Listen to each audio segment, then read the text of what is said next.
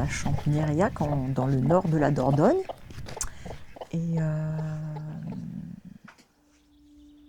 donc nous avons construit ce ranch pour vivre un peu dans un lieu de vie qui nous correspond, et aussi pour que notre fils Josh puisse exercer son métier passion, on va dire.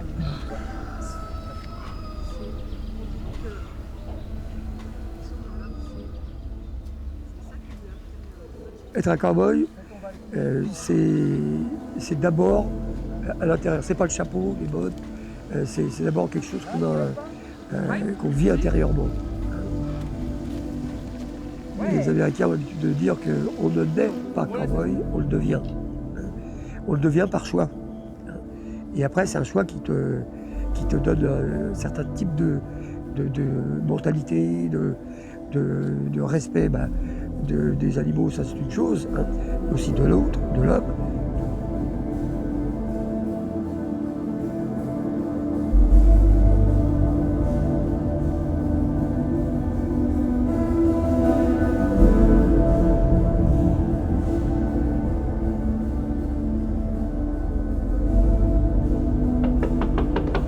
Éteins, Natou. Faut que t'éteignes à fond, là. Non, éteins. Regarde-moi, Natou. Kijk naar mij. Helemaal uit. Nee. Ah, complètement. Non, pas de son. Zéro son. Même pas un tout petit peu. Merci. Pardon.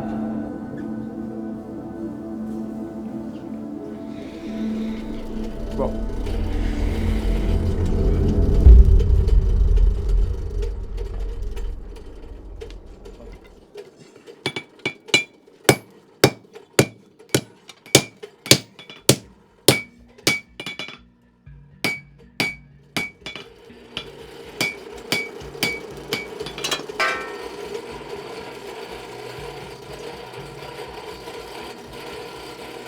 Après là, je le courbe, je descends la pointe. Après, je vais forger les moutures, donc le fil. Et en forgeant, en fait, zoup, ça va se redresser. Et après, je vais forger la soie, ce qui rentre à l'intérieur du manche.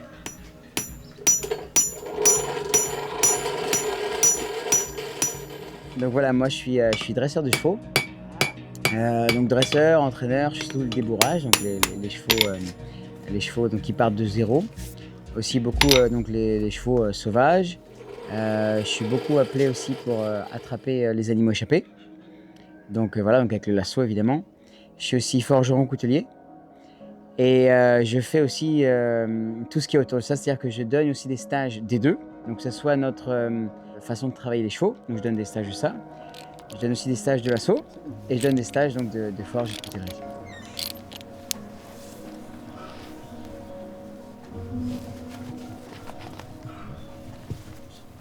Là où on habitait avant, donc voilà, on avait déjà quelques animaux. Et moi, je commençais déjà un petit peu ces activités. Puis je travaillais déjà les chevaux, les nôtres. Et voilà, c'est surtout depuis qu'on est arrivé ici où là, c'est devenu plus professionnel. Ouais, merci.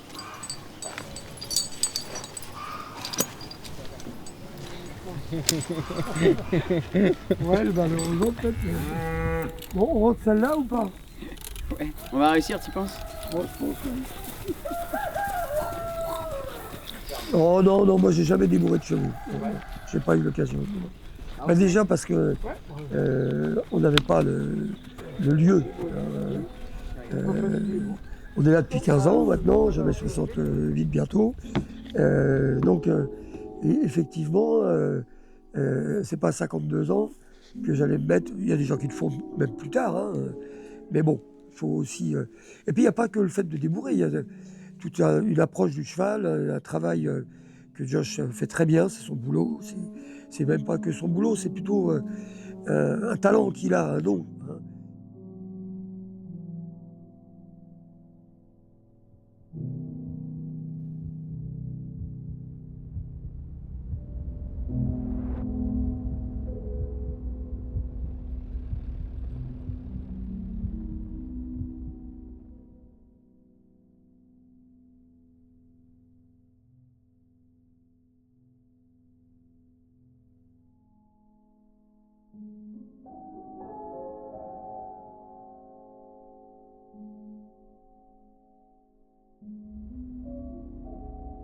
Déjà, si on veut faire ça, c'est parce qu'on a envie d'être libre, en fait.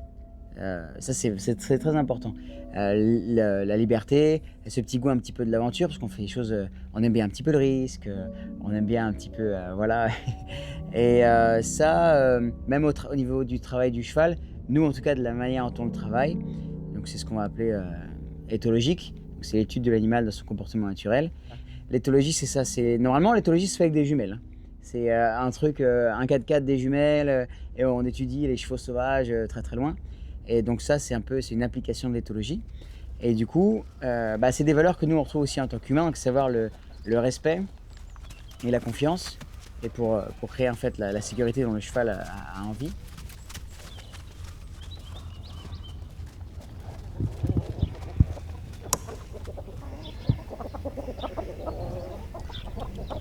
Grande partie de notre occupation dans la journée, c'est les animaux. C'est les surveiller, c'est les nourrir, c'est amener de l'eau. Quand il fait beau comme ça, c'est agréable et facile. Quand on est au mois de novembre ou décembre et qu'il fait nuit à 5h15 et que tu dois aller nourrir des chevaux tout au bout là-bas dans la forêt, c'est un peu moins facile. Dire que c'est désagréable, ça peut être difficile. Mais ça, c'est la vie inhérente quand tu vis en confrontation, on va dire, entre guillemets, avec la nature. T'es sujet aussi à ces difficultés, le froid, le vent, la pluie, ou trop de soleil des fois. Quand c'est l'été et qu'il fait 38 degrés, tu as envie de rester à l'ombre. Faut quand même y aller, et ainsi de suite. Ouais.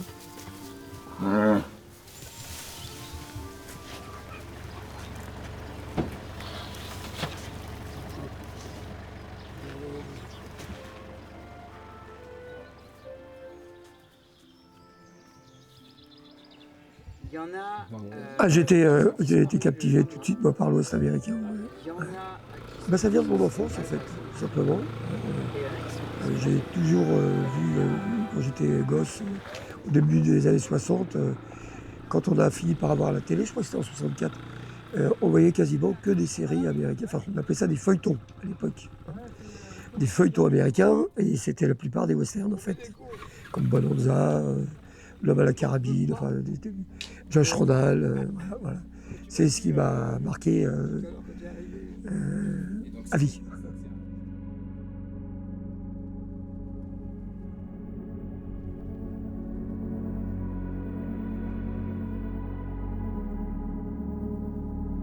Quand j'étais petit, je voulais monter des taureaux comme tous les petits qui traînent dans les rodéos.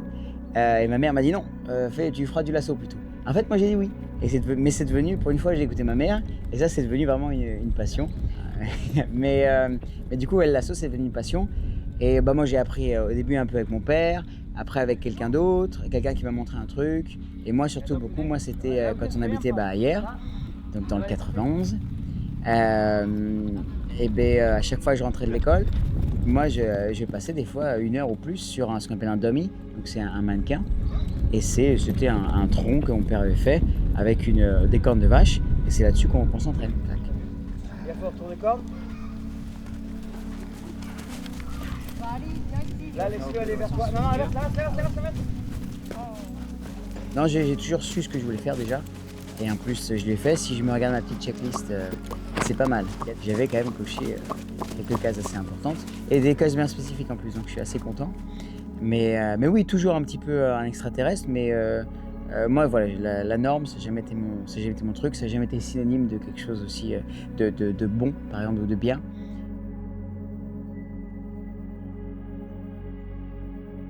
Est-ce que tu es heureuse ici? Ah bah oui, complètement. Hein. Quand on est arrivé ici, on s'est senti tout de suite chez nous.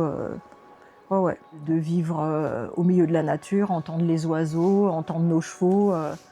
Quand on passe à côté, quand on les entend manger, tous ces bruits-là, les voir évoluer. Ouais.